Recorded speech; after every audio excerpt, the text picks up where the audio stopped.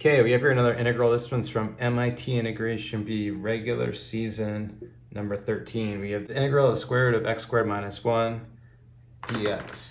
This one's kind of a do-over. I did this one recently, and there was a question in the comments because I kind of glossed over a point. At some point in the video, I think, well, we'll see it in a few minutes, but we had something, after a trig substitution, we ended up with this.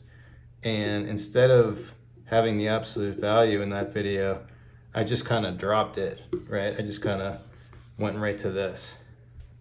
Well, it was kind of wrong to do it without bringing it up at least. The reason we usually can do it is in an indefinite integral, and also in a lot of scenarios you can kind of get away with it. A lot of the trig substitutions are set up where you can just drop the absolute value, but there is some more details behind it. So what I thought I would do in this video is kind of do it out the longer way and get into some of that as to how we can drop the absolute value on it.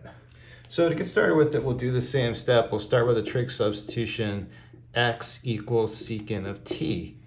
Now, in reality, this is already kind of a sketchy step if you're really getting into the details, because you'll notice if we do a u substitution, usually we do it the other way, right? Like if I just say I wanted to do a u substitution, like something like this, I'm setting the u variable. I'm not setting the x variable. So we're doing this in reverse. And we have to be a little careful with that because, like, clearly if it's a definite integral, we're not able to dictate the values of x. We're not able to create the domain. We're given the domain. The same thing is still true of an indefinite integral, even though it's going to be the domain of the function. So basically something to keep in mind is that we can't mess with x. We're given that in the problem. We can't change that.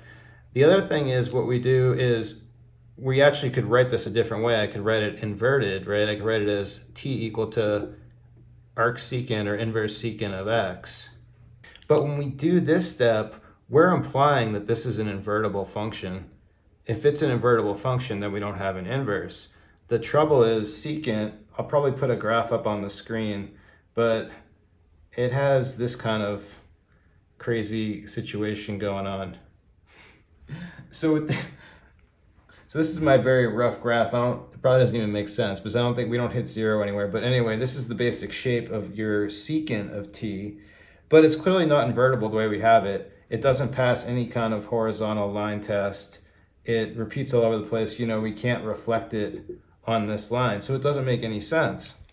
So the way we do this to make this even possible, to have this make any sense, is we have to restrict secant. The reason we can do that is because we're restricting t. But I can restrict t. I created this variable, so I can do whatever I want to it. I created that, so I can do what I want to that. I can't restrict x. We can set up the domain in t. And we basically can choose, I can restrict secant like this. And there's typically two ways to do it. We're going to get rid of everything off to the left and right. And then here we're going to keep the first quadrant. I guess you could do this any number of ways.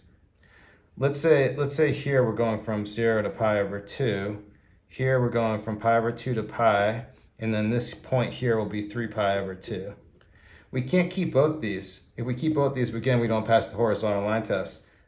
I don't actually know which way is more common, but we really have a choice here. We can choose to define our t in quadrant 2 here, or we can keep quadrant 3. We can't keep both.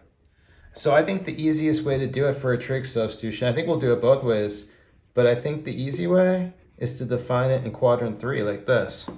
So we're saying our t values are going to either fall into quadrant 1 or quadrant 3. And then we also, when we do that, we have to still be sure that we're not affecting our x.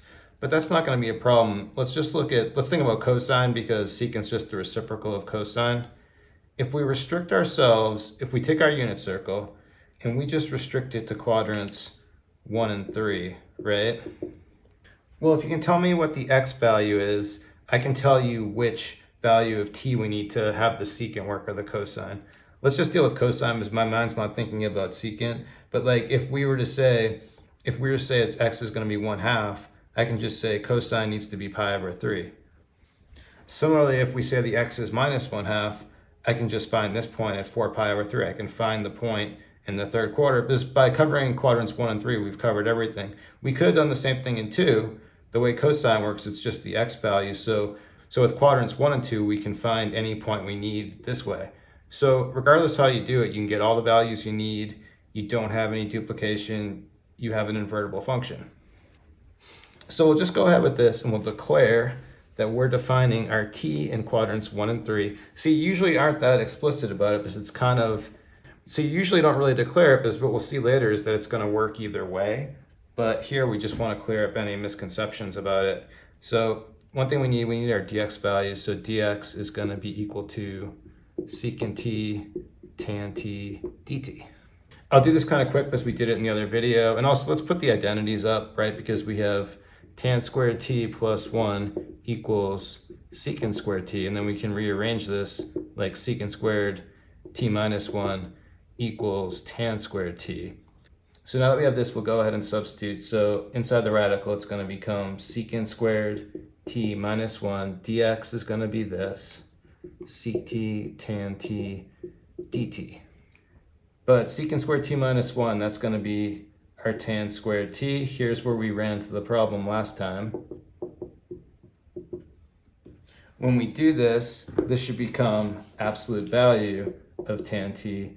But now this is where what we said earlier is important. We said that our t value is quadrant 1 or quadrant 3. In those quadrants, tan's always positive. So that lets us drop the absolute value here and we're fine. So then from here, we just go through the steps we did before. We're going to get tan squared t times secant t. We rearrange it and this becomes secant cubed t minus secant t. And what we did is we used a formula and we ended up with this thing right here. And then we just back substituted and we got our final solution, which I'll put down here. And so this is the same solution we got in the other video. Now you might be wondering, what about if we didn't choose it in quadrant 3? If we chose it in quadrant 2, going back to here, what would happen is now we have a minus sign. So then I guess we have the wrong answer, right? Because then everything's negated. Well, it's still gonna work, but I need to back it up and let's see why it's gonna work. So I think I can keep some of this though, so I don't have to repeat everything. If we do this out, it's gonna work the same way, but the sign's gonna be reversed here, right?